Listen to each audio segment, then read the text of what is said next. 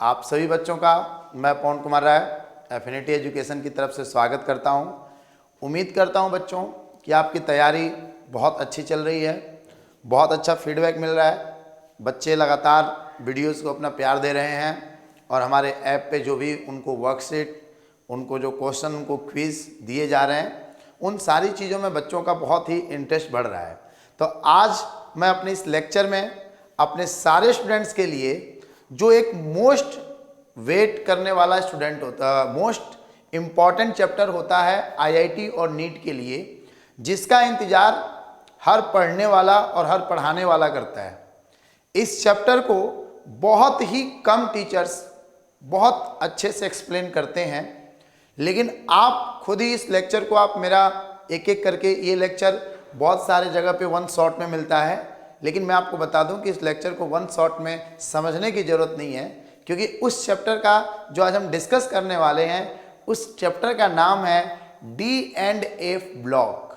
जब as a student मैं था 12th क्लास में था, खुद देख रहा था, तो इस चैप्टर में जब हम एनसीईआरटी पढ़ते हैं तो बहुत सारे ऐसे पैराग्राफ लिखे हैं, बहुत सारी ऐसी टेबल बनी है जिसको एक स्टूडेंट को समझने में बड़ी प्रॉब्लम होती है।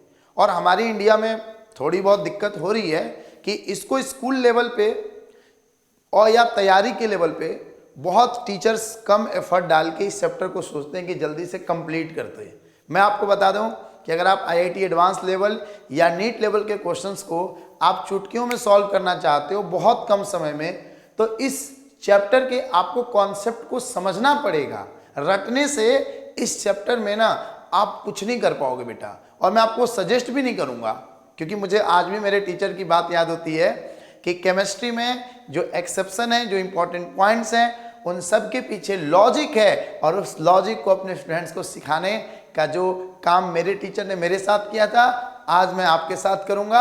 आप भी अपने आने वाले स्टूडेंट्स को, अपने दोस्तों को जरूर बताना। ओके, तो सबसे पहले मैं अपने बच्चों को बता दूं कि जो हमारा चैप्टर है, जैसे कि आप लोग देख सकते हो, चैप्टर का नाम क्या है, D&F ब्लॉक। ठीक है, तो डी ब्लॉक की हम लोग सबसे पहले बात करेंगे। हमारे कहीं भी डिस्कशन में एफ ब्लॉक की बात आज नहीं करेंगे, बहुत ही स्पेसिफिक टॉपिक है, उसी टॉपिक को आज हम डिस्कस करेंगे। तो सबसे पहले बेटा, अगर मैं पीरियोडिक टेबल की बात करता हूं, तो जो डी ब्लॉक के एलिमेंट्स होते हैं, ठीक है ना, तो अपनी जो पीरियोडिक टेबल बनी है बेटा, अपनी पीरियोडिक टेबल में आप सभी ने नोटिस किया होगा, सभी बच्चों ने नोटिस किया होगा कि पीरियोडिक टेबल में हमारे सबसे पहले दो वर्टिकल लाइन होती हैं, जो ग्रुप 1 और ग्रुप 2 होती हैं, इनको एस ब्लॉक बोला जाता है। क्या बोला जाता है? S block. कॉपी पेन लेके बैठना, क्योंकि जो भी पढ़ाऊंगा आज आपको नोट करना पड़ेगा। और एस ब्लॉक के बाद यहां पे आपकी कुछ वर्टिकल लाइंस बनती हैं बेटा। अपनी पीरियोडिक टेबल में सभी स्टूडेंट्स को पता होना चाहिए कि पीरियोडिक टेबल में 18 ग्रुप होते हैं, ठीक है, और 18 ग्रुप में फर्स्ट और सेकंड जो ग्रुप होता है वो एस ब्लॉक एलिमेंट, उसके बाद ये आपके इधर क्या आते हैं, पी ब्लॉक एलिमेंट आते हैं। उसके बाद बेटा जब हम पी ब्लॉक एलिमेंट्स के बाद बात करते हैं, तो ये बीच में जो 10 ग्रुप आते हैं ना, ये सभी के सभी डी ब्लॉक के आते हैं। किसके आते हैं बेटा? डी ब्लॉक एलिमेंट्स होते हैं। आपसे कभी कोई पूछते हैं ना कि यार इनको डी ब्लॉक एलिमेंट्स क्यों बोला जाता है, तो आप बहुत ही कॉन्फिडेंस से जवाब देना कि साहब, किसी भी एलिमेंट का अगर हम इलेक्ट्रॉनिक कॉन्फ़िगरेशन करते हैं और लास्ट इलेक्ट्रॉन अगर डी सबसेल के अंदर फील होता है, तो इसका मतलब कि वो एलिमेंट डी ब्लॉक का है। ठीक है, तो डी ब्लॉक एलिमेंट्स, और एक वर्ड और नया नाम लूंगा कि ट्रांजिशन एलिमेंट। देखो, सबसे पहले मैं अपने स्टूडेंट्स को ये बहुत बड़ा डिफरेंस बताने वाला हूं कि डी ब्लॉक एलिमेंट और ट्रांजिशन एलिमेंट में क्या अंतर होता है, क्या डिफरेंस होता है। तो सभी लोग तैयार हो?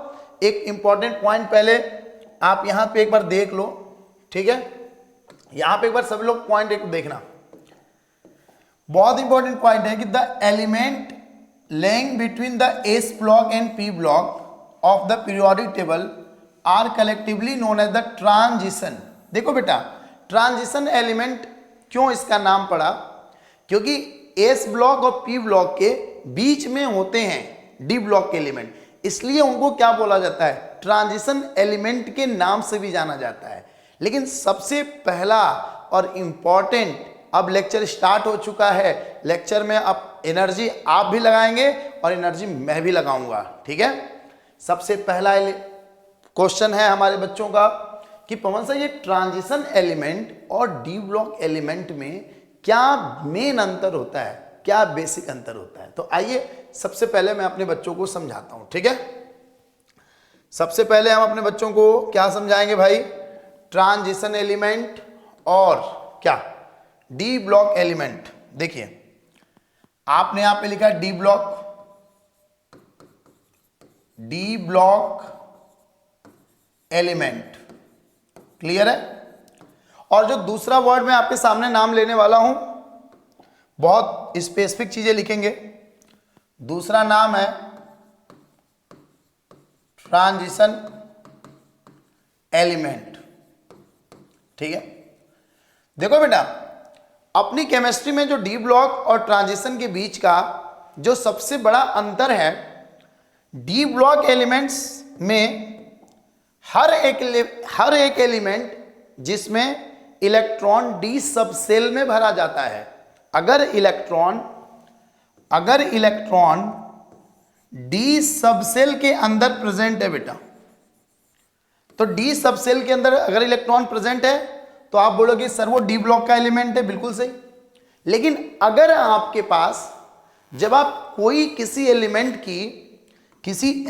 की अगर आप इलेक्ट्रॉनिक कॉन्फ़िगरेशन करो, किसी भी एलिमेंट का अगर आप इलेक्ट्रॉनिक कॉन्फ़िगरेशन करते हो और अगर उसके पास डी सबसेल में, बोलो देखो इस पॉइंट को नोट कर लेना, अगर डी सबसेल में आपके पास अनपेयर्ड इलेक्ट्रॉन है तो आप कहोगे कि सर वो एलिमेंट को क्या बोला जाता है, ट्रांजिशन एलिमेंट बोला जाता है। जैसे आपने किसी भी डी ब्लॉक के पर्टिकुलर किसी एलिमेंट को लिया, चलो आज मैं बताता हूं। जैसे मेरे पास बच्चों ने बोला कि पवन सर ये Mn, तो Mn का जो एटॉमिक नंबर है, अभी मैं आपको एटॉमिक नंबर भी याद कराऊंगा, टेंशन मत लो, बिल्कुल सभी के एलिमेंट्स के एटॉमिक नंबर आपको धीरे धीरे याद हो जाएंगे, ठीक है। तो Mn है, मुझे ये डिसाइड करना है कि क्या Mn एक ट्रांजिशन एलिमेंट है। तो ट्रांजिशन एलिमेंट के लिए आप पवन सर की कौन सी बात इंपॉर्टेंट याद रखोगे कि सर ने बताया कि डी ब्लॉक के लिए तो बस डी सबसेल में इलेक्ट्रॉन होना ही काफी है। लेकिन अगर आपने किसी की इलेक्ट्रॉनिक कॉन्फ़िगरेशन की और अगर उसके पास डी में अनपेयर्ड इलेक्ट्रॉन आ रहे हैं, मैं समझाता हूं, जैसे ये 25 है, तो बच्चों इलेक्ट्रॉनिक कॉन्फ़िगरेशन का जो ऑर्डर होता है ना, वो मैं आपको बिल्कुल बेसिक से बता रहा हूं। 1s 2s 2p 3s 3p 4s और 3d। देखो जब 1s से लेकर 2s तक बात करेंगे तो ये छोटे बच्चों वाला अब गेम हो चुका है। इसमें देखो यहां से जब तुम यहां तक आओगे ना, तो यहां तक आप 20 इलेक्ट्रॉन तो फील कर दोगे बेटा। जैसे देख लो 2 2 4 6 10 12 18 और यहां तक 20। अब यहां तक 20 आ गया। अब 20 के बाद क्या करेंगे बच्चों, 20 के बाद यहां पे क्या लिखेंगे, डी में कितने इलेक्ट्रॉन भरेंगे, 5। तो आप सभी लड़के लड़कियों को, आप सभी प्यारे बच्चों को पता होना चाहिए कि जब हम डी सबसेल की बात करते हैं बेटा, तो हम लोगों ने जब Mn की बात किया तो Mn के पास डी सबसेल में 5 डब्बे होते हैं बेटा, 1 2 3 4 5। और इन 5 डब्बों में अगर हम एक एक इलेक्ट्रॉन भर दें 1 2 3 4 5, तो बच्चों को ये नहीं पता होता कि अनपेयर्ड इलेक्ट्रॉन का मतलब क्या है। अनपेयर्ड का मतलब है कि इस डब्बों में, एक डब्बे में मैक्सिमम 2 इलेक्ट्रॉन हो सकते हैं, लेकिन ये सारे डब्बे क्या हैं, इसमें मात्र एक एक इलेक्ट्रॉन है। तो यहां पे 5 अनपेयर्ड इलेक्ट्रॉन है। तो अगर किसी भी एलिमेंट के इलेक्ट्रॉनिक कॉन्फ़िगरेशन में अगर उसके पास अनपेयर्ड इलेक्ट्रॉन प्रेजेंट हैं, याद रखना, अगर उसके पास अनपेयर्ड इलेक्ट्रॉन प्रेजेंट हैं, तो मेरे बच्चों उस एलिमेंट को आप क्या बोलोगे, ट्रांजिशन एलिमेंट। क्या बोलोगे, ट्रांजिशन एलिमेंट। अब बच्चे के दिमाग में आता है कि सर ये तो आपने बहुत बुरा फंसा दिया, क्योंकि अगर हम मोस्टली एलिमेंट्स की अगर इलेक्ट्रॉनिक कॉन्फ़िगरेशन करेंगे तो डी में एक एक इलेक्ट्रॉन धीरे धीरे बढ़ेंगे, तो यार अनपेड इलेक्ट्रॉन के चांसेस तो बहुत ज़्यादा हैं। तो भाई इसीलिए तुम्हारी डी ब्लॉक में मैक्सिमम आपके पास सारे ट्रांजिशन एलिमेंट हैं। एक्सेप्शन आपको बता देता हूं, या एक्सेप्शन क्या, ये तो बिल्कुल सत्य बात है कि डी ब्लॉक में कौन कौन से ऐसे एलिमेंट हैं जो कि ट्रांजिशन एलिमेंट नहीं होते हैं। वो डी ब्लॉक के एलिमेंट तो हैं but they are not taken as a transition element. तो मैं आपको बता देता हूं क्या दिक्कत है।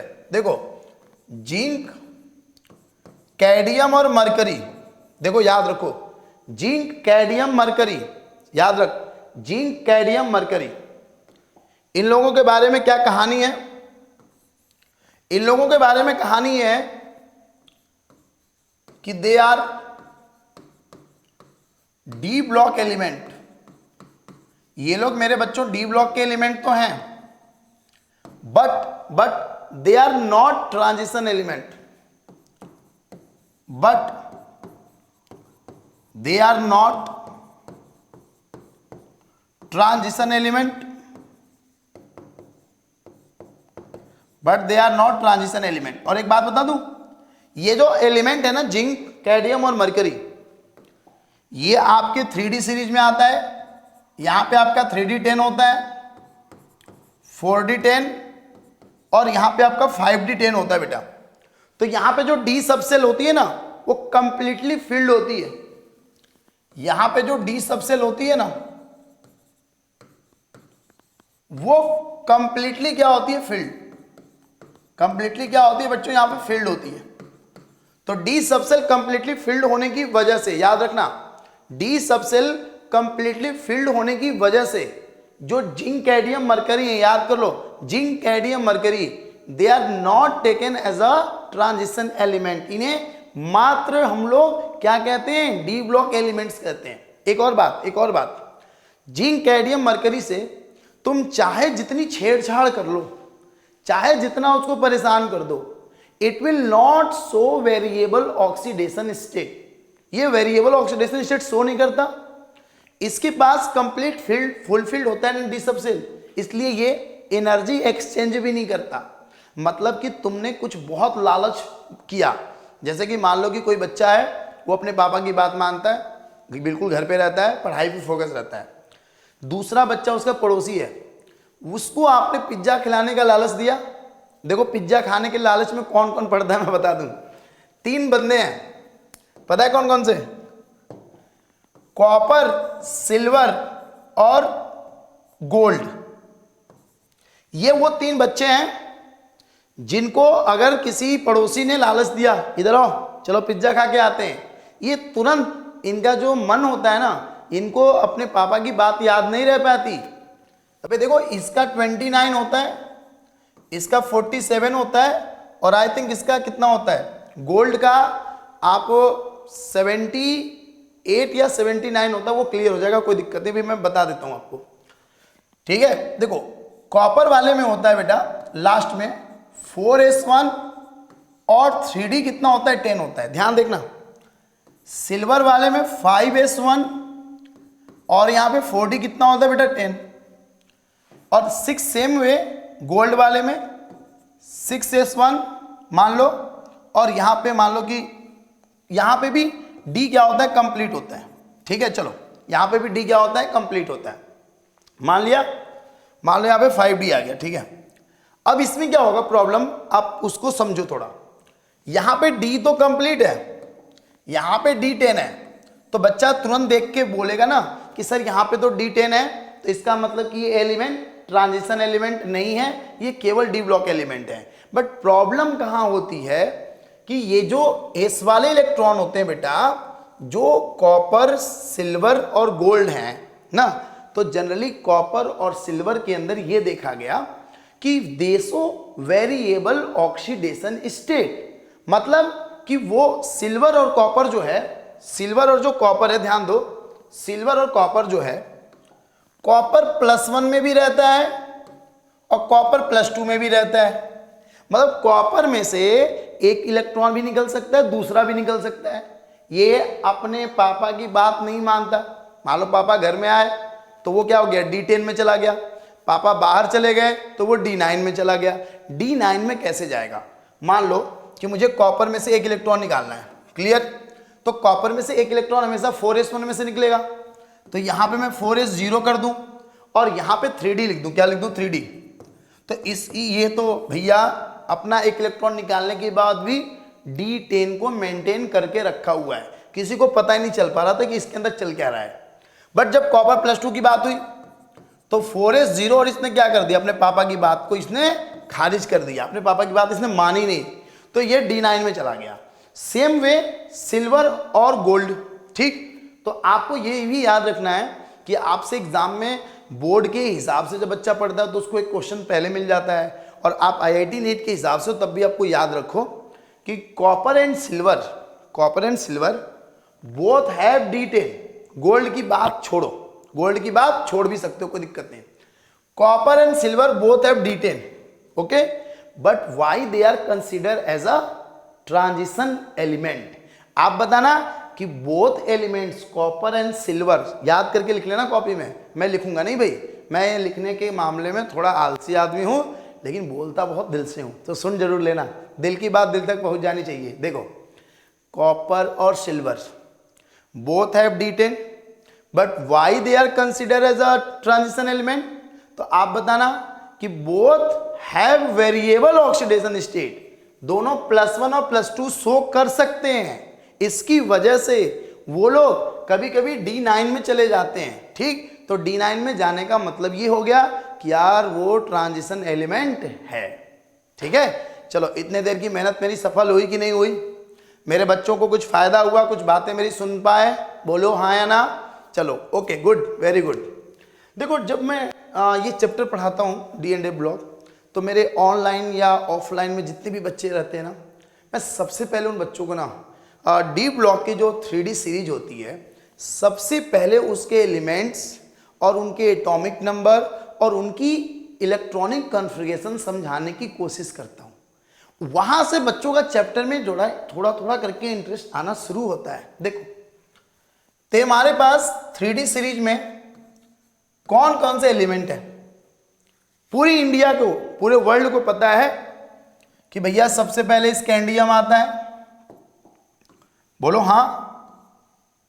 सबसे पहले scandium, titanium, vanadium, chromium, manganese, ठीक, आयरन, कोबाल्ट, निकिल, कॉपर और जिंक। बहुत सारे बच्चे, बहुत सारे टीचर सोचते हैं इसको रटाओ। 3D सीरीज के एलिमेंट्स को रटाने की क्या जरूरत है भाई?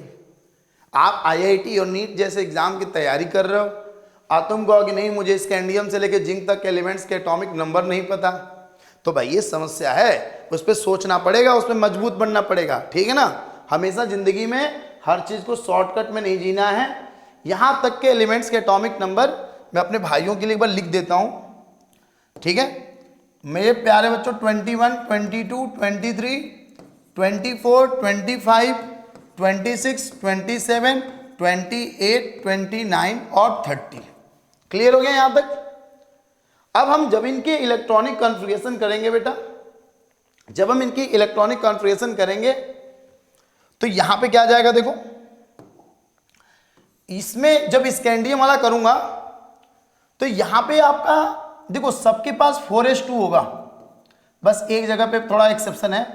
तो पहले वाले स्कैंडियम में क्या आएगा? 4s1 3d2, sorry 3d1 4s2, और टाइटेनियम में 22 इलेक्ट्रॉन, तो 4s पहले हो गया, फिर क्या हो गया? 3d2 हो गया, और इधर क्या होगा? 3d3, और ये हो गया 4s2। लेकिन आप लोगों को पीरियोडिक क्लासिफिकेशन में मैंने पढ़ाया था कि क्रोमियम और आपका कॉपर 3D सीरीज के 2 एक्सेप्शन केस हैं बेटा। तो एक्सेप्शन केस वालों को हम लोग थोड़ा ऊपर बना लेते हैं इधर। तो एक्सेप्शन वाले में क्या था? 4s1 और 3D कितना था? 5। ये आपको याद रहेगा, ऊपर बनाया था मैंने, एक्सेप्शन है, ठीक है? अब सेम वे यहां पे कोई एक्सेप्शन नहीं, 4s2, इसको थोड़ा नीचे कर लो, 4s2 और 3D कितना है बच्चों? 5। देखो धीरे धीरे माहौल बना रहे हैं बेटा सभी, अभी आपको खुद ही आपकी स्पीड अच्छी हो जाएगी। 3D6 4s2, 3D7 और 4s2, 3D8 एंड 4s2। और कॉपर क्या है बेटा, कॉपर आपका एक्सेप्शन है ना, बोलो हाँ है ना। तो कॉपर वाले को ना हम ऊपर करते हैं 4s1 एंड 3D10। और भैया जो जिंक वाले हैं ना, जिंक वाले, इनको कहां पे सामने रखा है, जिंक वाला तो सबको याद है, 4s2 एंड कॉमा 3D10। देखो जी अभी तक हमने जो एलिमेंट लिखे हैं, अभी तक आपको जो स्क्रीन पे एलिमेंट दिखाई दे रहे हैं, ये एलिमेंट 3D सीरीज के हैं, 3D सीरीज के हैं, स्कैंडियम से लेके जिंक तक के हैं। इनका एटॉमिक नंबर 21 से स्टार्ट होता है और 30 पे जाके खत्म हो जाता है। बात समझ में आया? जब हम बच्चों से बात करते हैं डी ब्लॉक या ट्रांजिशन एलिमेंट की, तो 98% बच्चों की डिमांड होती है कि सर मुझे डी ब्लॉक के एलिमेंट्स में 3 सीरीज होती है। डी ब्लॉक की जब एलिमेंट्स की बात की जाती है तो उसमें 3 सीरीज होती है, 3D, 4D और 5D। क्लियर हो गया? ग्रुप 3 से स्टार्ट होता है और ग्रुप जाके 12 के खत्म होता है। क्यों ग्रुप 3 से और ग्रुप 12 बोला जाता है, उसके पीछे रीजन समझना। जैसे स्कैंडियम से स्टार्ट हो रहा था और मेरे बच्चों जिंक पे जाके खत्म हो रहा था ना, थोड़ा इंटरेस्ट लो, जिंक से स्कैंडियम से, तो यहां पे क्या था 3D1 और 4s2। तो ग्रुप नंबर निकालने के लिए S वाले और D वाले के इलेक्ट्रॉन्स को ऐड करोगे, और जिंक पे जब जाते हो तो 3D में 10 होता है और 4s में कितना होता है, 2 होता है। तो यहां पे 10 और 2 मिलके कितना हो गया, 12 हो गया। मतलब टोटल 10 कॉलम बनेंगे। ठीक है, एक काम करता हूं, उन हर एक 10 ग्रुप के एलिमेंट्स को मैं तुम्हें एलोंग द ग्रुप बता देता हूं, एलोंग द ग्रुप मैं तुमको याद करा देता हूं। उसका भी एक अपना फायदा होगा, क्योंकि जब बच्चा डी ब्लॉक के एलिमेंट्स की बात करेगा और उसको ये पता होगा कि कौन से ग्रुप में कौन सा एलिमेंट पाया जाता है, तो उस बंदे का कॉन्फिडेंस लेवल ही अलग होगा। क्यों? कॉन्फिडेंस, देखो सब खेल तो कॉन्फिडेंस का ही है, पढ़ने वाला हो या चाहे पढ़ाने वाला। कॉन्फिडेंस अगर आपका है, आप वो क्वेश्चन भी कर जाओगे जो आपको मुश्किल लगता है। कॉन्फिडेंस लो है, डर डर के कर रहे हो, डर डर के पढ़ रहे हो, डर डर के पढ़ा रहे हो, मजा नहीं आता। तो मैं अपने बच्चों को स्कैंडियम से लेके जिंक तक जाऊंगा और वो भी ग्रुप वाइज जाऊंगा। ठीक है, 2, 4, 10 मिनट लग रहा है मुझे टाइम, मैं टाइम देख के नहीं पढ़ा रहा हूं, मुझे आपको सिखाना है। ठीक है, आ जाओ। सबसे पहले भाई ग्रुप 3 की बात करते हैं। तो ग्रुप 3 में कौन कौन से एलिमेंट है भाई, दिमाग पे थोड़ा जोड़ दो। यहां देखना, ये 3D और 4D और ये 5D। अच्छा, मैं ये बार बार नहीं लिखूंगा, एक बार बता रहा हूं, मैं बार बार इसको नहीं लिखूंगा, आपको लिखना हो आप लिखो, मेरे को मतलब नहीं इसमें। ठीक है, तो 3D में सबसे पहले कौन आता है? 3D में आपका सबसे स्टार्टिंग में आता है स्कैंडियम। क्लियर? और इसमें जो बाकी 4D और 5D में आते हैं ना, तो इसको याद करने का है कि SC यादव,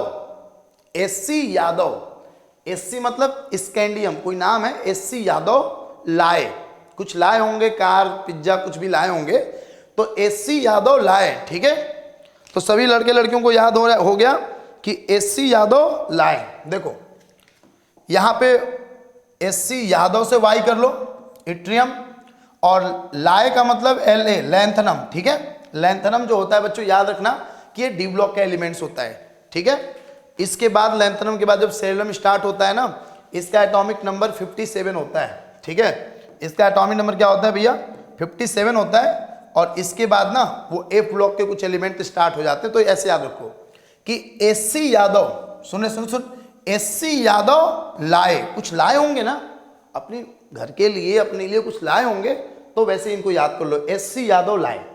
ये हो गया तुम्हारा कौन सा वाला ग्रुप, 3rd ग्रुप हो गया। 3rd ग्रुप तो क्लियर हो गया ना आप लोगों को। यहीं पे बेटा स्पेस बचा हुआ है, तो स्पेस का थोड़ा फायदा उठाते हैं, यहां पे लिखते हैं। तो स्कैंडियम के जस्ट बाद क्या आता है, टाइटेनियम। स्कैंडियम के जस्ट बाद अगला एलिमेंट क्या आएगा, देखो एटॉमिक नंबर भरना इंपॉर्टेंट बहुत, मतलब ऐसा नहीं कि आप यार स्कैंडियम का याद है तो टाइटेनियम का लिख दोगे, इसका याद है तो इसका अगला लिख दोगे, तो वो तो बहुत इजी काम है। टाइटेनियम में देखो, टाइटेनियम के नीचे 4D 5D में कौन कौन से एलिमेंट्स होते हैं, वो एलिमेंट्स भी आप लोगों को मैं बता देता हूं, ठीक है। आप लोगों ने, मेरे टाइम की बात है, एक गाड़ी बड़ी फेमस हुई थी, उस समय 2 गाड़ी आई थी, एक इनोवा आई थी, फिर उधर टवेरा आया था, ऐसे एक कार आई थी। तो इसको याद करने का तरीका मैंने उस टाइम बनाया था। तो उसमें था कि टवेरा गाड़ी से टी वर्ड लिया जाएगा, ठीक है, टवेरा, और फिर याद किया जाएगा जिरकोनियम, ठीक है। तो टवेरा TI के बाद आता है जिरकोनियम ZR, ठीक, और नीचे आता है बेटा ना एक एलिमेंट होता है आपका जिसका सिंबल होता है HF। तो इसको हाई फाई से याद रख लो, किससे याद रख लो, हाई फाई। तो टवेरा जिरकोनियम हाई फाई, ऐसे याद रखो, टवेरा जिरकोनियम हाई फाई, ठीक है। फिर से बोलना, टवेरा जिरकोनियम हाई फाई। तो ये हो गया हमारा कौन सा ग्रुप, ये हो गया 4 ग्रुप, ये 4 ग्रुप का एलिमेंट है, ठीक है। इसके बाद जब 4 ग्रुप की बात करोगे तो एक बात बताओ ना, टाइटेनियम के बाद कौन आता है, टाइटेनियम के बाद आपको वेनेडियम आता है, ठीक। तो वेनेडियम वाली सीरीज को याद रखने के लिए आप कैसे याद रखोगे, मैं आपको सिंबल बता देता हूं कैसे आप उसको याद रखोगे। कि वंदे मातरम ना बोले, कोई बंदा है वंदे मातरम ना बोले, टाटा डैडी बोले। वंदे मातरम ना बोले, देखो वंदे से हो गया बी, वंदे मातरम ना बोले, ना बोले मतलब NB नियोबियम, ठीक, और टाटा डैडी बोले। तो टाटा से आप एक यहां पे सिंबल लोगे TA, क्या लोगे बेटा, TA। क्लियर हो गया। चलो देखो ध्यान से, ये है 1, इसका एटॉमिक नंबर कितना होता है, देखो इसका 21, 22 और ये 23। तो वंदे मातरम ना बोले, टाटा डैडी बोले, ठीक है, टाटा डैडी बोले। यहीं पे रोक दो इसको। अगर हम इसके सीरीज में आगे बढ़ेंगे, देखो बेटा अगर ग्रुप वाइज याद करोगे ना तो ज्यादा बेनिफिट होगा आपको, ग्रुप वाइज याद करना ही ज्यादा इंपॉर्टेंट है, ठीक है। इसके बाद वेनेडियम के बाद आता है क्रोमियम, ठीक है। तो ये तो बहुत ही मतलब इंटरेस्टिंग है कि कोई बंदा गया कोरिया, और कोरिया से वो वहां से एक मोटी सी वाइफ लेके आया, गया होगा जॉब करने कोरिया, और वहां से शादी वादी करके उसने एक मोटी सी वाइफ लेके आया, ठीक है। तो क्रोमियम हो गया कोरिया, ठीक, और यहां पे मॉलिब्डेनम हो जाएगा MO, ठीक है, और वाइफ में जो वर्ड आएगा वो टंगस्टन आएगा, कौन सा आएगा, टंगस्टन। तो कोरिया से मोटी वाइफ लाया, ठीक है, कौन लाया, कोई लाया होगा, आप उसके चक्कर में ना पड़े, ठीक है भैया। चलिए आप दूसरे के चक्कर में ना पड़े प्लीज। चलिए अगला एलिमेंट ये हो गया ना, कोरिया से मोटी वाइफ लाया, हो गया। चलो अगला है MN, ठीक है। तो देखो बेटा जैसे आप रेलवे में यात्रा करते हो तो वहां पे क्या होते हैं, टिकट कौन चेक करता है, तो लोग बोलते हैं TC चेक करता है, ठीक है, TC चेक करता है। तो कोई मंगू उसका नाम है जो TC, जो टिकट चेक करता है, ठीक है। तो उसको याद करने का तरीका है कि मंगू TC रेलवे में, मंगू TC रेलवे में RE पे जाके खत्म होगा, ठीक है, मंगू TC रेलवे में, ठीक है। चलो अब MN वाले में आ गए, तो अब हम लोग कहाँ जाते हैं, आयरन वाले में। तो आयरन वाले एलिमेंट में ग्रुप वाइज क्या याद होगा, तरीका है देखना कि आयरन में स्टार्टिंग कहाँ से हो रही है, Fe से हो रही है, ठीक। और Fe वाले को याद करने का तरीका है कि कोई बंदा था, आप लोग जानते हो, मैं आपसे हमेशा कहता हूँ, रिक्वेस्ट है कि बहुत से ऐसे लोग जिनको कई लोगों से पैसे लेके भागने की आदत होती है, तो ये हम लोगों ने तरीका वहीं से बनाया हुआ है कि फरार, कोई बंदा फरार हो गया, भाग गया, फरार हो गया रुपए वसूल के, ठीक है। देखो फरार मतलब Fe आ गया, और रुपए मतलब RU, आप लोगों को याद होगा रोडियम की बात हो रही है तो RU, देखो सुनो सुनो सुनो, फरार रुपए और वसूल के, ये ओजोनियम एलिमेंट है बेटा, OS। पूरी पीरियोडिक टेबल में यही एक बंदा ऐसा है ना जो कि +8 ऑक्सीडेशन स्टेट शो करता है। बहुत बड़ी बात, ये बड़ी बात है ना, आपको पढ़ा के दिल खुश हो रहा है तब निकल रही हैं ये बड़ी बातें मेरे बच्चों, आप तक कैसे पहुंचती हैं जब आपका प्यार, आपका सपोर्ट इतना कंटिन्यूअसली मिलता जाता है। ठीक है, उस प्यार के आगे हमारा पढ़ाना ना बहुत छोटी चीज़ है। जितना आप प्यार दे रहे हो ना, बहुत बड़ी बात है वो। देखो ये इस बंदे पे जरा जिक्र कर लो, इसको हाईलाइट नहीं किया हमने, कि कोई बंदा था, ठीक है ना, फरार रुपये वसूल के, मतलब FERUOS, ठीक है ना, RU मतलब र्यूथियम, ठीक है ना। चलो आगे बढ़ते हैं, आगे बढ़ते हैं। अब आयरन के आगे कौन आएगा? निकिल। ये तो बहुत ही इजी है भैया, निकिल पंडित प्रसाद, निकिल पंडित प्रसाद, ये इसका याद करने का तरीका है। ठीक है, सुनो, निकिल NI, पंडित और प्रसाद मतलब PT। ठीक है, देखो निकिल पैलेडिनियम प्लेटिनम, निकिल पंडित प्रसाद। ठीक, और अगला और भी आसान है, कौन सा? कॉपर। अरे यार इसको तो याद कराने का तरीका भी नहीं बताना है। देखो cash deposit, cash deposit, cash मतलब कॉपर। ठीक, कैश हो गया। और इसमें क्या है? ये बेटा एक छोटी सी गलती हुई, सॉरी। इसके बाद निकिल के बाद कोबाल्ट आता है ना, कोबाल्ट। ठीक है, तो इसमें आप लोग बहुत याद रखना है आसानी से, इसको आप क्राई से याद कर लो। क्राई, C वर्ड यहां से चुरा लो, यहां से छोटा सा एक वर्ड सुला लो, C। ठीक, तो इसको क्राई, क्राई में आप जब नीचे की तरफ आओगे ना, तो आपको यहां पे R मिलेगा, RH, रोहोडियम इसको बोलते हैं। और आपको नीचे मिलेगा, आपको इरिडियम मिलेगा बेटा, जिसका नाम है IR। तो यहां पे आप ना 3 वर्ड चुला लो, CR और I, CR और I, cry, CRI, CRI, CRI, CRI, cobalt, rhodium, iridium, cobalt, rhodium, iridium, याद रखना। ठीक है ना, जो समय लग रहा है लगने दो, समय की तरफ मत देखना प्लीज, बात याद रखना बेटा। D&A ब्लॉक में सारा का सारा गेम कॉन्फिडेंस का है, सारा का सारा गेम एलिमेंट्स के खेलने का है। एलिमेंट्स याद हो गए, कॉन्फिडेंस बढ़ गया, आंसर निकल जाएगा। कोबाल्ट के बाद कौन आता है भैया? कोबाल्ट, निकिल के बाद निकिल, अच्छा एक गाम गलती हो गई भाई, आयरन के बाद, सॉरी यार, आयरन के बाद ना, आयरन के बाद भैया आना था कोबाल्ट। इसको ऐसे करते हैं डिलीट, कोई टेंशन वाली बात नहीं है। ठीक है ना, इसको भी हटा दो, इसको। ठीक है, तो ये याद हो गया क्राई वाला। तो क्राई वाला याद होने के बाद मेरे बच्चों, इसके बाद आप कौन सा याद करोगे? क्राई वाले के बाद आप याद करोगे, देखो कोबाल्ट, रोहोडियम, इरिडियम। ठीक, उसके बाद आएंगे निकिल, प्रसाद और पंडित, इसमें आएंगे। निकिल, प्रसाद, पंडित क्या आएंगे? यहां पे आएंगे। इसके बाद आपके कौन कौन से एलिमेंट आएंगे? ये तो सबको याद है, कॉपर, सिल्वर और गोल्ड। ठीक है, तो इसको याद करने का तरीका मैं आपको बता दूं कि निकिल, हाँ, तांबा, चांदी, सोना, इसको याद कर लो। सुनो, कॉपर का हिंदी मतलब क्या होता है? बोलो। कॉपर मतलब तांबा होता है, सिल्वर मतलब चांदी होता है, और गोल्ड मतलब क्या होता है? सोना होता है। इनको बोला जाता है, इनको सिक्के बनाने में यूज किया जाता है बेटा। ये तीनों ऐसे मेटल हैं जिनका हम लोग सिक्का यूज करते हैं। ठीक है, गोल्ड का भी सिक्का होता है, सिल्वर का भी, और किसका होता है? कॉपर का भी होता है। तो ये तो मुझे लग रहा है आपको याद ही हो गया होगा। ठीक है, चलो अगला याद करेंगे, जिंक, कैडमियम और मरकरी।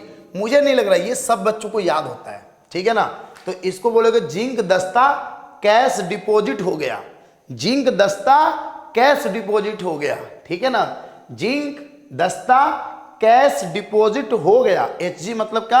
हो गया। देखो ये जो एलिमेंट आप सभी बच्चों के सामने दिख रहे हैं, थोड़ा इसको बड़ा कर देता हूं, इसमें आपके सारे के सारे ट्रांजिशन एलिमेंट, जितने ट्रांजिशन एलिमेंट की तुम्हें जरूरत थी, वो सारे के सारे ट्रांजिशन एलिमेंट मैंने कवर कर दिया, मैंने आपको बता दिया। आप इस वीडियो को 2 बार 1 बार पॉज करके आगे पीछे करके तसल्ली से देख के सारे एलिमेंट्स के नाम आप याद कर लेना, क्योंकि जब आपका नाम याद होता है, जब आपको एलिमेंट्स ये पता होता है कि कौन किसके ग्रुप में है, तो आपका थोड़ा दिल करता है इस चैप्टर को डील करने का। ठीक है, अब मैं अपने बच्चों के साथ एक बहुत मोस्ट इंपॉर्टेंट टॉपिक डिस्कस करने जा रहा हूं कि मेरे बच्चों, अगर मैं तुमसे कुछ इलेक्ट्रॉनिक कॉन्फ़िगरेशन से रिलेटेड कुछ क्वेश्चन पूछूं तो कई बार बच्चा पैनिक करता है, घबराता है कि यार कैसे करेंगे इलेक्ट्रॉनिक कॉन्फ़िगरेशन। अगर मैं आपके साथ क्लास में प्रेजेंट हूं तो आपको डरने की जरूरत नहीं है। जितना हो बड़ा इलेक्ट्रॉनिक कॉन्फ़िगरेशन है मेरे बच्चों, मैं आपको सॉल्व करूंगा, मैं आपको बताऊंगा। इन पूरे डी ब्लॉक के एलिमेंट्स में से कुछ एलिमेंट ऐसे हैं जिनकी इलेक्ट्रॉनिक कॉन्फ़िगरेशन में एक्सेप्शनल केस है, और एक एलिमेंट ऐसा है जो हाईली एक्सेप्शनल है, जो कि एक्सेप्शनल का मतलब बाप है, सबसे तगड़ा। ठीक है, आइए मैं आपको एक्सेप्शनल केस और नॉन एक्सेप्शनल केस लेके कुछ एलिमेंट्स की इलेक्ट्रॉनिक कॉन्फ़िगरेशन करके दिखाता हूं। सबसे पहले बच्चों को डर लगता है, ये एजी, ये एक्सेप्शनल केस है, और मैं इसको आपको इलेक्ट्रॉनिक कॉन्फ़िगरेशन करके बिल्कुल सिस्टमैटिकली दिखा देता हूं। देखो, सिल्वर में सबसे पहले आप 1s2, 2s2, 2p6, 3s2, 3p6 और 4s2, यहां तक सभी बच्चों को लगभग याद रहता है क्योंकि छोटी क्लासेस से पढ़ के आते हैं। जब तुम 4s2 के बाद आगे बढ़ोगे ना बेटा, तो याद रखना 4s2 के बाद आता है 3d10 और फिर आता है 4p6। अब 4p6 के जस्ट बाद क्या आता है बेटा आपका 5s2, और यहां पे आता है आपका 4d और 9। लेकिन यहां पे क्या होता है बेटा कि कॉपर, सिल्वर, ये और प्लेटिन और गोल्ड, ये सबके क्या हैं, ये सब एक्सेप्शन केस हैं। तीनों के तीनों एक्सेप्शन है, एक ही ग्रुप में है, तीनों एक्सेप्शन है। इनमें क्या होता है बेटा, इनमें एनर्जी एक्सचेंज वाला कॉन्सेप्ट लगता है, और ये जो इलेक्ट्रॉनिक कॉन्फ़िगरेशन होती है ना बेटा, इसमें एस का एक इलेक्ट्रॉन निकल के वो D9 में चला जाता है। अब आप मुझसे रीजन मत पूछना, क्योंकि ये रीजन ऑलरेडी पीरियोडिक क्लासिफिकेशन में डिस्कस कर चुके हैं। बात समझ रहे ना, हमने बताया था कि यहाँ पे एनर्जी एक्सचेंज मेथड लगता है। D9 बहुत रोता है, परेशान होता है, कहता है कि मैं अनस्टेबल हूँ, और उसकी अनस्टेबिलिटी को मेंटेन करने के लिए एस ने अपने एक इलेक्ट्रॉन उठा के डी के इसमें 5s से D9 में क्या करता है, एक इलेक्ट्रॉन डाल देता है। तो यहाँ पे आप लोग इसको थोड़ा इंप्रूव करेंगे तो यहाँ पे आपका बन जाएगा 5s1, और ये बन जाएगा 4d, कितना बन जाएगा 10 बन जाएगा। तो यहाँ पे ये पहला एक्सेप्शन केस था।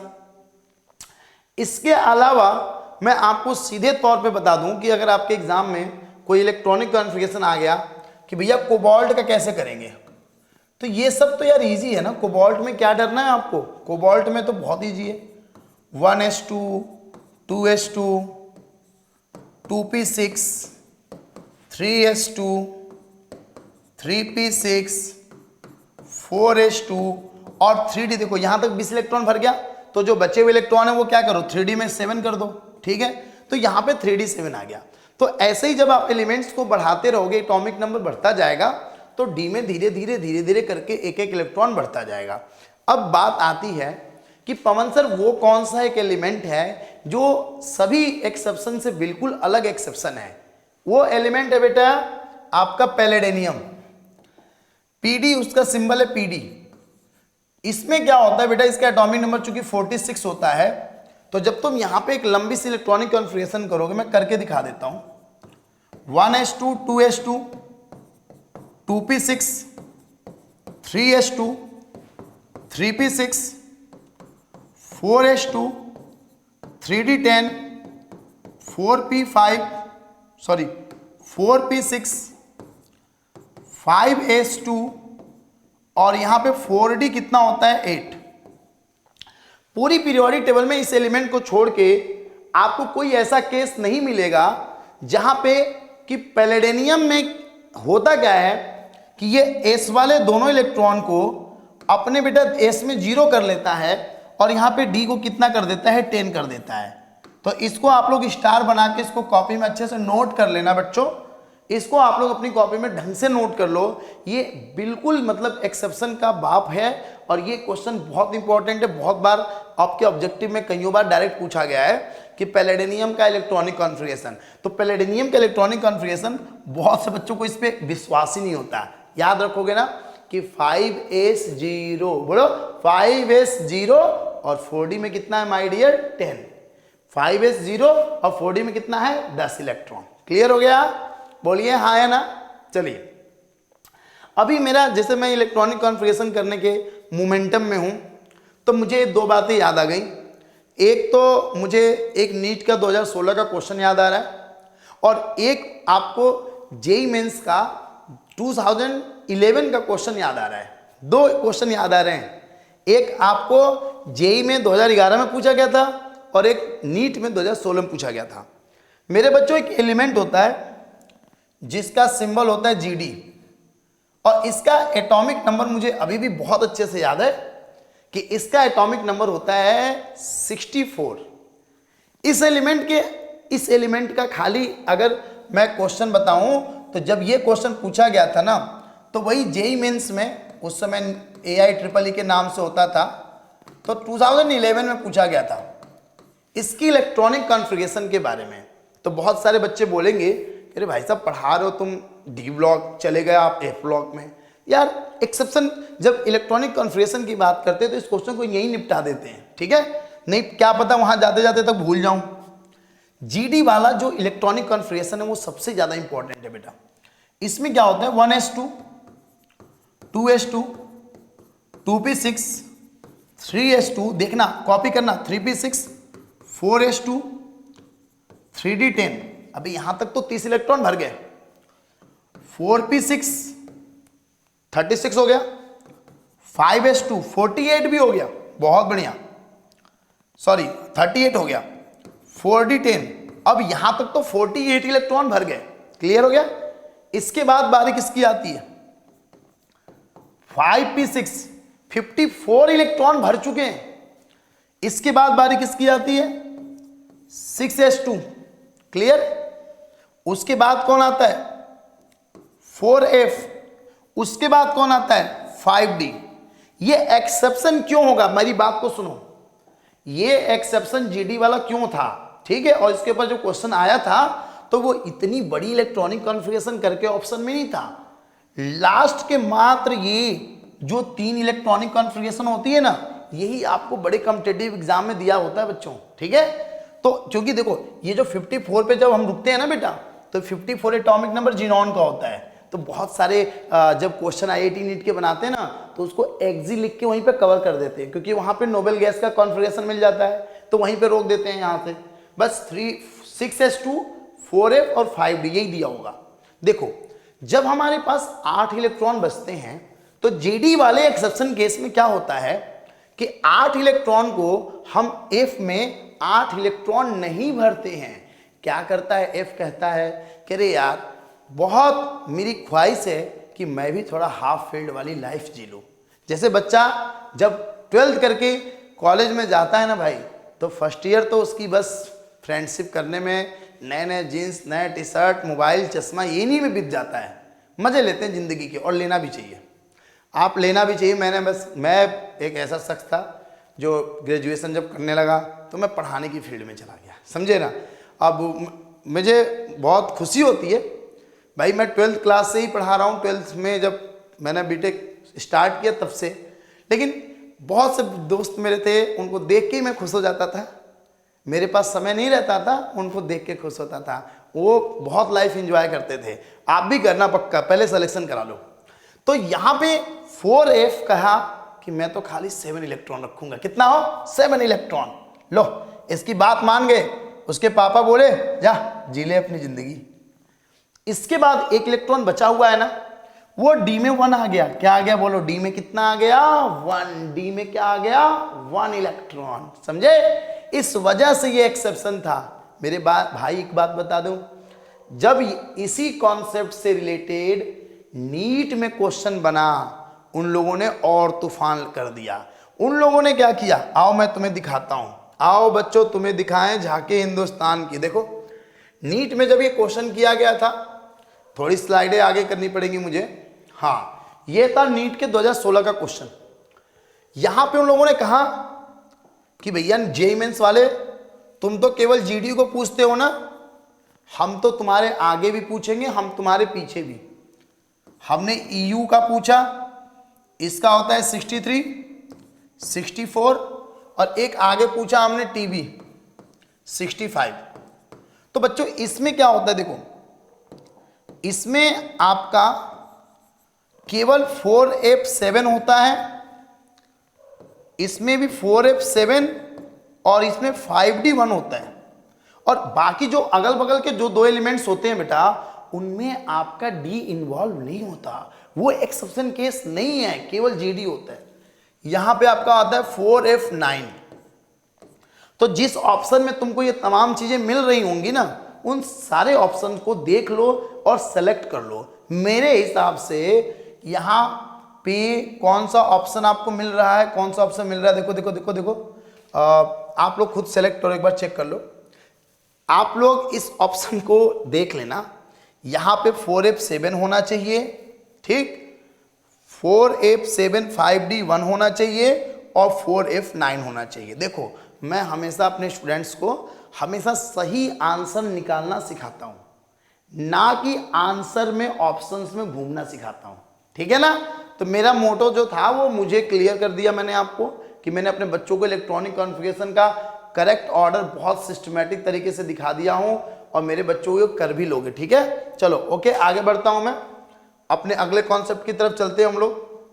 अब हम लोग थोड़ा यहां पे कुछ बातें कर लेते हैं। देखो यहां पे एक क्वेश्चन है इलेक्ट्रॉनिक कॉन्फ़िगरेशन से related, on the ground state how can you say that scandium is a transition but zinc is not. ये यार बहुत ही मतलब हल्का क्वेश्चन हो गया, जितना हमने पढ़ के आगे हमने ढेर सारा पढ़ा, उसमें से एक छोटा सा क्वेश्चन निकला। अरे भाई मेरे बच्चे बोलेंगे सर रुक जाओ, आप रुक जाओ, हमारे रहते आप सॉल्व नहीं करोगे। 21 ना, स्कैंडियम है ना, स्कैंडियम का 21 है ना, 21 तो 4s2 और 3d कितना 1, क्यों बेटा 3d1 है ना, तो 3d1 क्या होगा, ट्रांजिशन होगा। 3d1 वाला क्या होगा बोलो, स्कैंडियम क्या होगा, ट्रांजिशन एलिमेंट। और जिंक वाले में क्या होता है बच्चों, जिंक वालों में 3d क्या होता है, 10 होता है। तो ये केवल और केवल डी ब्लॉक एलिमेंट है, दिस इज नॉट ट्रांजिशन। ये क्या है, नॉट ट्रांजिशन।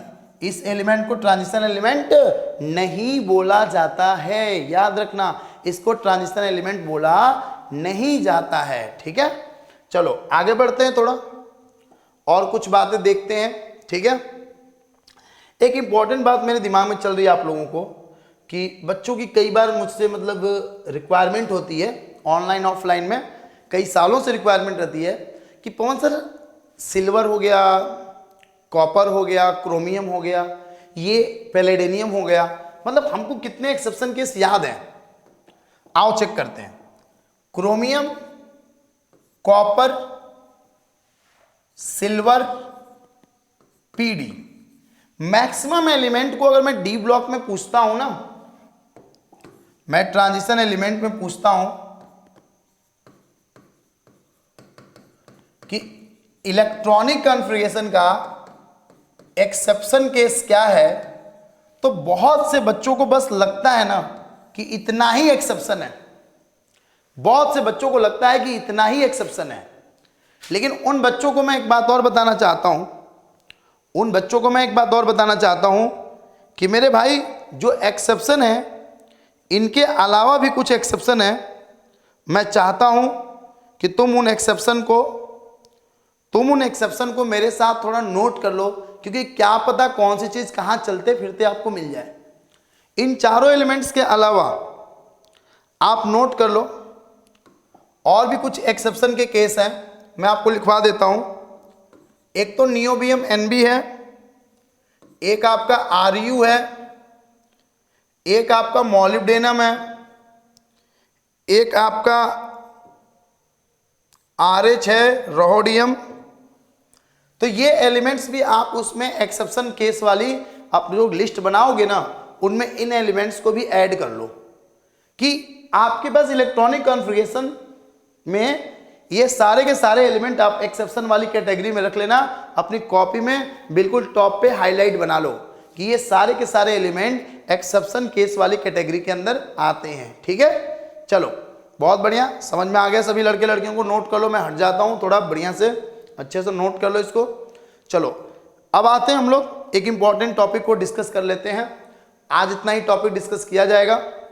एक टॉपिक अभी अभी करेंगे, चिंता मत करो, अभी करेंगे, जो भी टाइम लगे, लेकिन करना जरूरी है, क्योंकि अगर हम उस टॉपिक को नहीं कवर कर पाएंगे तो फिर हम आज कुछ पढ़ ही नहीं पाएंगे। ठीक है, आ जाओ थोड़ा बात करते हैं किस टॉपिक की।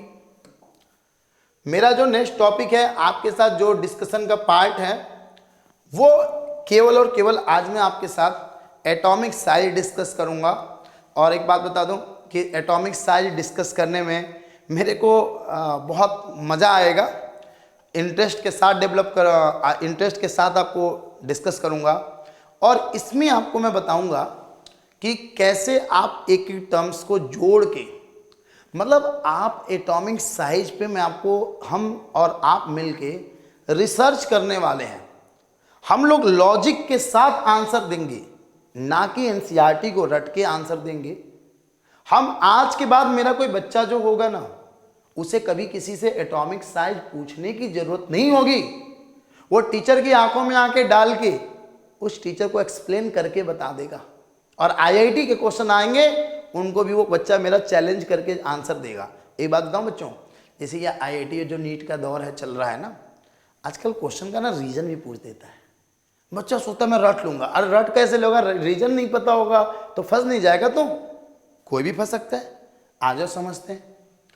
एटॉमिक जो साइज होती है ना, जब हम पीरियोडिक टेबल में लेफ्ट से राइट जाते हैं, तो मैक्सिमम भाई बहनों का यही कहना होता है कि लेफ्ट टू राइट जाते हैं तो एटॉमिक साइज क्या होती है, डिक्रीज होती है।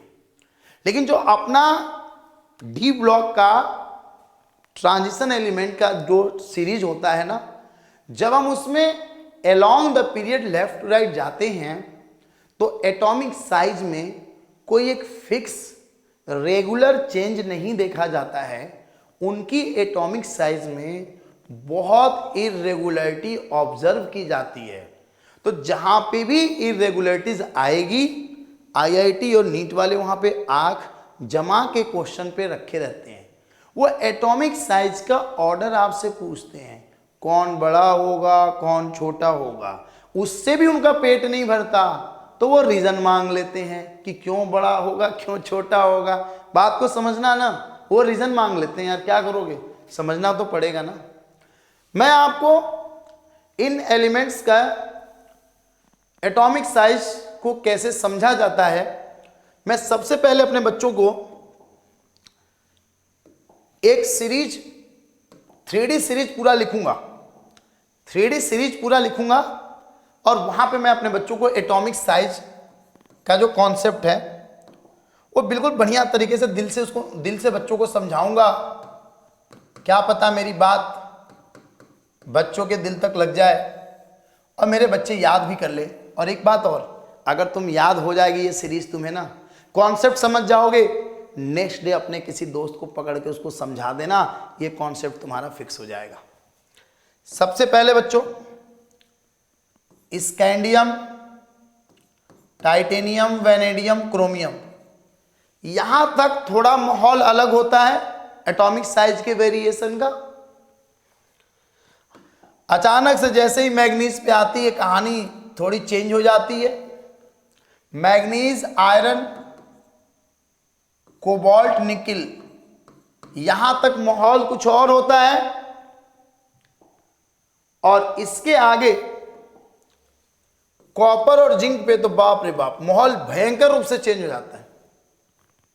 कहां कहां तक सेम रहता है माहौल, यहां से यहां तक, फिर यहां से यहां तक कुछ और माहौल होता है, और यहां से यहां तो बिल्कुल बवाल ही हो जाता है। यहां से यहां, बात समझ में आया ना। मैं आपको दो दो बातें यहां पे बताऊंगा, मैं आपको दो दो रीजन यहां पे बताऊंगा इस कॉन्सेप्ट को समझने के लिए। जब आप स्कैंडियम से टाइटेनियम, वैनेडियम, क्रोमियम तक बढ़ते हैं ना, तो क्या होता है, D1, D2, D3 और D5, 3D लगाते रहो, कोई दिक्कत नहीं। यहां पे क्या होता है, D5, D6, D7, D8, D10, और यहां पे भी D10 होता है। आपने एक पॉइंट ऑब्जर्व किया कि जब हम स्कैंडियम से लेकर क्रोमियम तक जाते हैं तो यहां पे मेरे बच्चों number of unpaired electron increase होते हैं। जब हम स्कैंडियम से लेकर क्रोमियम तक जाते हैं तो नंबर ऑफ अनपेयर्ड इलेक्ट्रॉन क्या होते हैं? इंक्रीज होते हैं। और जब number of unpaired electron increase होंगे तो मेटल और मेटल का जो मेटेलिक बॉन्ड होगा वो इंक्रीज होगा। यहां पे क्या इंक्रीज होगा? मेटेलिक बॉन्ड क्या होगा? Metallic bond increase. क्लियर? और जब मेटेलिक बॉन्ड आपका यहां पे इंक्रीज होगा तो मेरे बच्चों याद रखना, यहां पे एक पॉइंट याद रखना, यहां पे मेटेलिक बॉन्ड इंक्रीज होगा तो यहां पे जो एटॉमिक साइज होगी, जब क्या होगे, जब मेटल एक दूसरे के पास आएंगे, एक दूसरे को क्लोज आएंगे, एक दूसरे के साथ बॉन्डिंग तेज बनाएंगे, तो आपको तो कोई भी आपका कोई दोस्त है, अगर आपकी दोस्ती बहुत ज्यादा हो गई, same coaching, same school, same पड़ोस में रहना, तो आपके अंदर मेटेलिक बॉन्डिंग क्या हो रही है? ज्यादा हो रही है। तो मेटेलिक बॉन्डिंग ज्यादा होगी, इंक्रीज होगा, तो साइज यहां पे क्या होगा बच्चों? डिक्रीज होगा। एटॉमिक साइज की बात हो रही है, किसकी बात हो रही है? तो यहां पे एटॉमिक साइज क्या होगा? डिक्रीज होगा। एक बात और सुनना, इस पॉइंट के अलावा मैं तुम्हें एक रीजन और देता हूं कि जब हम लेफ्ट से राइट की तरफ मूव करते हैं, मतलब स्कैंडियम से क्रोमियम की तरफ मूव करते हैं, तो इस दौरान एक कॉन्सेप्ट होता है इफेक्टिव न्यूक्लियर चार्ज। याद रखना, इफेक्टिव न्यूक्लियर चार्ज। मैं यहां पे समझाता हूं तुम्हें। यहां पे तुम्हारे पास न्यूक्लियस है, इसके आउटर मोस्ट सेल में इलेक्ट्रॉन्स हैं,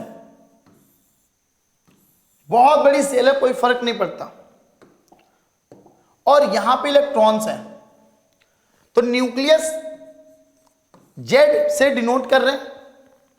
तो जब इलेक्ट्रॉन पहले एक, फिर 2, 3, 4, तो न्यूक्लियस तो पॉजिटिवली चार्ज होता है ना, और इलेक्ट्रॉन्स एक एक करके क्या आएंगे? निगेटिव होंगे। तो जैसे जैसे इलेक्ट्रॉन बढ़ता जाएगा वैसे वैसे स्टार्टिंग में जब हम कहां से कहां तक जाएंगे? स्कैंडियम से क्रोमियम तक जाएंगे, तो नंबर ऑफ अनपेयर्ड इलेक्ट्रॉन बढ़ते जाएंगे एक एक करके, 1, 2, 3, 4, 5। न्यूक्लियस भाई साहब जो थे ना, जबरदस्त, इनका ही जलवा था, जलवा इनका ही था। जो जेड इफेक्टिव होता है ना, जो इफेक्टिव न्यूक्लियर चार्ज होता है ना, यही इस समय लीड करता है बेटा। जब हम स्कैंडियम से लेके क्रोमियम तक मूव करते हैं, क्रोमियम तक जाते हैं ना, तो इफेक्टिव न्यूक्लियर चार्ज जो होता है वो लीड करता है, उसकी बात मानी जाती है। जब आप बचपन में घर में छोटे होते हो ना, तो आपके पापा की बात सब मान रहे हैं, आप मान रहे हो, मम्मी मान रही, पूरा घर के सब लोग मान रहे हैं, ठीक। तो जब आप अपने पापा की बात मानोगे यार, ऑब्वियसली आप डिसिप्लिन में रहोगे। अब जब आप डिसिप्लिन में रहोगे तो आपको बाहर रैंडमनेस आपकी थोड़ी कम हो जाएगी। तो इसका मतलब इफेक्टिव न्यूक्लियर चार्ज होना क्या है? जरूरी। तो इफेक्टिव न्यूक्लियर चार्ज जब बढ़ रहा है तो साइज क्या हो रही है? डिक्रीज हो रही है। तो यही बात मैं आपको यहां पे बताना चाह रहा था कि यहां पे कौन लीड करता है बेटा? Effective nuclear charge. Z effective यहां पे क्या होता है? हाई होता है। तो जब जेड इफेक्टिव यहां पे हाई होता है तो due to this atomic size क्या होती है? शुरुआत में स्कैंडियम से लेकर क्रोमियम तक क्या होती है? डिक्रीज होती है। तो इसका यहां पे आप ऑर्डर बना दो खूब बढ़िया कि सबसे बड़ा यहां पे क्या है? इनका सबका बॉस कौन है? स्कैंडियम है। अचानक से जब हम थोड़े बड़े हो जाते हैं, पहले हमारे पापा की बात पूरे घर में, दीदी, हम पूरे सब लोग, मम्मी पापा सब लोग मान रहे थे। पापा की बात मम्मी पापा को छोड़ के सब मान रहे थे। तो उस वक्त क्या था कि एटॉमिक साइज क्या थे? डिक्रीज हो रही थी। लेकिन जब थोड़े बड़े हो जाते हैं, जब हमें लगता है कि हम समझदार हैं, हम खुद भी अपने सही गलत का फैसला ले सकते हैं, कर सकते हैं, तो उस वक्त क्या होता है कि पेरेंट्स जो होते हैं ना, थोड़ा आपको छोड़ देते हैं कि जो भाई, अब जब आप कॉलेज में जाते हो ना, तो आप जिंदगी थोड़ी अपने हिसाब से चलने लगती है। तो वही हो रहा है, मैग्नीज, आयरन, कोबाल्ट, निकिल, 4 तक क्या होते हैं, 2 फैक्टर है, मैंने आपको बताया। जब हम यहां से जाते हैं ना बेटा, जब हम इधर की तरफ मूव करते हैं, इधर की तरफ मूव करते हैं ना, तो नंबर ऑफ अनपेयर्ड इलेक्ट्रॉन जो होता है ना, वो डिक्रीज करता है। Mn को छोड़ दो अभी। D6 में क्या है, D6 में कितने अनपेयर्ड इलेक्ट्रॉन है, मैं तुम्हें दिखा देता हूं। D6 में, 3D6 में आपके पास कितने अनपेयर्ड इलेक्ट्रॉन है, मात्र 4। अगर हम 3D7 की बात करें तो अनपेयर्ड इलेक्ट्रॉन और क्या हो गए, घट गए बिल्कुल। देखो ना यहां पे केवल कितने अनपेयर्ड इलेक्ट्रॉन है, 3 अनपेयर्ड इलेक्ट्रॉन। तो 3D8 में कितने, 3D8 में कितना है, देखो जल्दी देखो, जल्दी देखो, 3D8 में कितना होगा, देखो भैया, 1 2 3 4 5 6 7 8, 2 अनपेयर्ड इलेक्ट्रॉन। तो धीरे धीरे जब हम जा रहे हैं ना, मैग्नीज के बाद आयरन, कोबाल्ट, निकिल ऐसे बढ़ रहे हैं, तो अनपेयर्ड इलेक्ट्रॉन की संख्या क्या हो रही है, अनपेयर्ड इलेक्ट्रॉन की संख्या क्या हो रही है, डिक्रीज हो रही है। तो जब अनपेयर्ड इलेक्ट्रॉन की संख्या डिक्रीज होगी तो आपका मेटल का जो बॉन्ड है वो भी क्या हो जाएगा आपका, वो भी आपका बॉन्ड क्या हो जाएगा, डिक्रीज हो जाएगा। और जब मेटेलिक बॉन्ड वगैरह डिक्रीज होंगी तो वहां पे आपका Z इफेक्टिव भी क्या हो जाएगा बेटा, डिक्रीज होने लगेगा। तो जब आपका Z इफेक्टिव डिक्रीज होगा, ठीक, तो उस वक्त जो दूसरा फैक्टर आता है वो हावी हो जाता है। जैसे आपको होता है ना बेटा कि सबसे पहले हम जब बचपन में होते हैं तो माँ बाप की बात का इन्फ्लुएंस हमारे पे ज़्यादा होता है। जब हम कॉलेज में चले जाते हैं तो हम फ्रेंड्स के इन्फ्लुएंस में ज़्यादा हो जाते हैं। बात समझ रहे हो ना, वही बात वही वहाँ पे होने वाली है। जब आप यहाँ पे Z इफेक्टिव क्या हो रहा है, Z इफेक्टिव डिक्रीज हो रहा है। और एक दूसरा जो सबसे इंपॉर्टेंट फैक्टर था जिसका नाम अभी तक नहीं लिया गया था, उस फैक्टर का नाम होता है बेटा स्क्रीनिंग इफेक्ट। क्या नाम होता है बोलो, स्क्रीनिंग इफेक्ट। देखो यहां पे मैं लिख देता हूं स्क्रीनिंग इफेक्ट। स्क्रीनिंग इफेक्ट का मतलब हो गया बेटा कि जैसे आपको लग रहा था कि कॉलेज बंक करके मूवी देखना गलत था, आप कॉलेज में गए, आपको लगा यार कॉलेज छोड़ के मूवी देखना गलत है, बट जो आपका दोस्त होगा वो क्या कहेगा, अबे चिल कर यार, लाइफ ऐसे जी जाती है, बंक करो, घूमो, खाओ पियो, ऐश करो। तो वो आपके दिमाग पे अपना पर्दा डालता है। तो स्क्रीनिंग का मतलब होता है ना कि जो आप देखना चाहते हो वो दिखे ना। देखो कैसे स्क्रीनिंग होती है, मैं दिखाता हूं तुम्हें, सब चीज आज तुमको फील करा देता हूं भाई। क्योंकि देखो क्या होता है कि जैसे ये न्यूक्लियस था, वो आउटर मोस्ट सेल के इलेक्ट्रॉन को खींचना चाहता था। तो स्क्रीनिंग में क्या होता है कि इससे जो अंदर सेल के जो इलेक्ट्रॉन्स होते हैं ना, जैसे जब इलेक्ट्रॉन्स एक एक करके पेयर होते हैं ना बेटा, जैसे यहां देखना, जब इलेक्ट्रॉन्स पेयर होते हैं ना, तो पेयरिंग के दौरान, ड्यूरिंग द पेयरिंग, अंदर से उनको रिपल्सन मिलता है, अंदर से वो रिपल्सन फील करते हैं। पेयरिंग के दौरान अंदर से रिपल्सन फील होता है। और जब रिपल्सन ज्यादा होता है, जब यहां पे आपको दिखने को मिलेगा, जब आपको रिपल्सन ज्यादा होगा ना बेटा, तो जब रिपल्सन ज्यादा होता है, जब आपका रिपल्सन क्या होता है, हाई होता है, उस दौरान आपका स्क्रीनिंग इफेक्ट क्या होता है, ज्यादा होता है। उस वक्त आपका स्क्रीनिंग इफेक्ट भी क्या होता है मेरे बच्चों, हाई होता है। और जब जब स्क्रीनिंग इफेक्ट ज्यादा होगा तब तब एटॉमिक साइज क्या होती है, इंक्रीज होती है। जब जब आपका जेड इफेक्टिव ज्यादा होगा, स्क्रीनिंग इफेक्ट ज्यादा होगा, उस वक्त आपकी एटॉमिक साइज क्या होगी मेरे प्यारे बच्चों, उस वक्त आपकी एटॉमिक साइज क्या होगी, उस वक्त आपकी एटॉमिक साइज क्या होगी, इंक्रीज होगी। एटॉमिक साइज क्या होगी, इंक्रीज होगी। देखो मेरी बात मैं फिर से बोलता हूं, फिर से बातों को अपनी दोहराता हूं, सुनना ध्यान से थोड़ा। जब तुम scandium, titanium, vanadium, chromium, manganese, iron, cobalt, nickel, copper, zinc, जब तुम ऐसे बढ़ते हो ना बच्चों लेफ्ट टू राइट, तो सबसे पहले क्या होता है कि स्कैंडियम, टाइटेनियम, वेनेडियम, क्रोमियम, यहां तक एटॉमिक साइज क्या होती है माय डियर, इस तक डिक्रीज होती है। फिर अचानक से क्या होता है, अचानक से क्या होता है कि थोड़ी सी जब आप एनसीईआरटी में ऑर्डर देखोगे तो आपको ऐसे बना होगा। फिर आपका एमएन आयरन, ये जो 4 एलिमेंट है ना, यहां पे साइज क्या हो रही है, डिक्रीज हो रही है। और यहां पे एमएन आयरन निकल कोबाल्ट, यहां तक जहां तक मैं सर्कल बना रहा हूं, यहां तक बेटा अभी यहां पे जेड इफेक्टिव बहुत ज्यादा होता है। Z effective is greater than screening, screening कम होता है, जेड इफेक्टिव ज्यादा होता है। लेकिन आयरन, कोबाल्ट, निकिल, इन चारों एलिमेंट्स में यह ऑब्जर्व किया गया कि जो जेड इफेक्टिव होता है और जो आपका स्क्रीनिंग इफेक्ट होता है ना, वो दोनों इफेक्ट एक दूसरे को क्या करते हैं बेटा, एक दूसरे को बैलेंस कर देते हैं, समझे ना। जितना अंदर से रिपल्सन उतना ही अट्रैक्शन। तो इस वजह से इन चारों की जो एटॉमिक साइज होती है ना बेटा, इनकी एटॉमिक साइज ऑलमोस्ट आइडेंटिकल होती है बेटा। ऑलमोस्ट इनकी साइज क्या होती है, सेम होती है, कांस्टेंट होती है, ज्यादा अंतर नहीं होता। लेकिन जिंक और कॉपर में ना बेटा इनके पास 3D10 पाया जाता है। तो 3D10 में ना बहुत ज्यादा रिपल्सन होता है, बहुत तगड़ा रिपल्सन होता है उनके इलेक्ट्रॉन्स में, और वहां पे बहुत ज्यादा स्क्रीनिंग इफेक्ट ऑब्जर्व किया जाता है। तो जैसे यहां पे जेड इफेक्टिव लीड कर रहा था, यहां पे कॉपर और जिंक की जब तुम बात करोगे तो यहां पे कौन लीड करता है, स्क्रीनिंग इफेक्ट जो होता है ना, स्क्रीनिंग इफेक्ट जो होता है ना बेटा, वो ग्रेटर होता है, वो लीड करता है, इसका ही बोलबाला होता है। और यहां पे जेड इफेक्टिव क्या हो जाता है, थोड़ा सा डोमिनेट हो जाता है।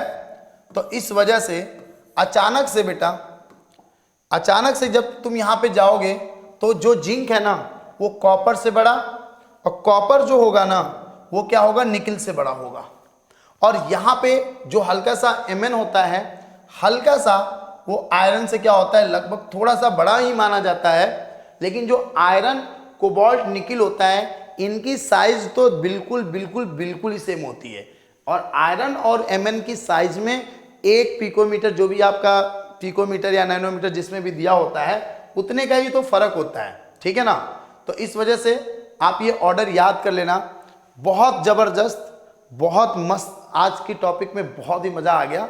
एनसीईआरटी में बस एक लाइन और बता देता हूं आपको कि एनसीईआरटी में एक चीज इसको आप सेव कर लेना कि कुछ आपकी टेबल एटॉमिक साइज का, जो एटॉमिक साइज का आपका ऑर्डर बना हुआ है, वो ऑर्डर मैं आपको एग्जैक्टली थोड़ा सा बता देता हूं, थोड़ा समझा देता हूं, उसको आप लोग एक बार नोट कर लेना एग्जैक्टली, ठीक है बेटा। तैयार हो सभी लोग? चलो उस ऑर्डर को मैं आपको बना देता हूं, एटॉमिक साइज वाला, ठीक है। देखो सबसे पहले आपका क्या होगा कि आप खड़े थे मान लो कहां पे, स्कैंडियम पे, तो स्कैंडियम से क्रोमियम तक तो आपका क्या होगा, डिक्रीज होना है, ठीक। और उसके बाद फिर क्या होता है, उसके बाद तो ऑलमोस्ट आपका क्या होता है, निकिल तक तो कांस्टेंट ही जाता है, थोड़ा थोड़ा अंतर होता है, थोड़ा थोड़ा। और फिर उसके बाद निकिल के बाद अचानक से क्या हो जाता है बेटा, इंक्रीज हो जाता है। यहाँ पे निकिल ले लो तो बीच में आपका कहीं पे क्या आ जाएगा, कॉपर आ जाएगा, और फिर आपका कहीं पे क्या आ जाएगा, जिंक आ जाएगा। तो ये आपको, आप जब अपनी एनसीईआरटी की बुक उठाओगे तो वहां पे एक ऑर्डर बना हुआ है एटॉमिक साइज का, ठीक है।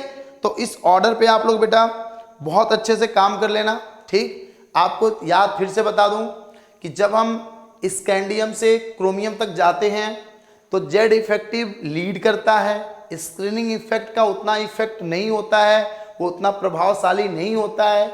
जब मैग्नीज से निकिल तक जाना होता है तो वहां पे जेड इफेक्टिव और आपका स्क्रीनिंग इफेक्ट दोनों एक दूसरे को क्या करते हैं बेटा, बैलेंस करके रखते हैं, दोनों एक दूसरे को मेंटेन करके रखते हैं। तो इसलिए वहां से एमएन से निकिल तक के एटॉमिक साइज में कोई वेरिएशन ज्यादा नहीं है। और निकिल के बाद जब हम कॉपर जिंक जाते हैं ना तो वहां पे इंटर एटॉमिक रिपल्सन बहुत ज़्यादा होता है, इलेक्ट्रॉनिक उसमें रिपल्सन बहुत ज़्यादा होता है।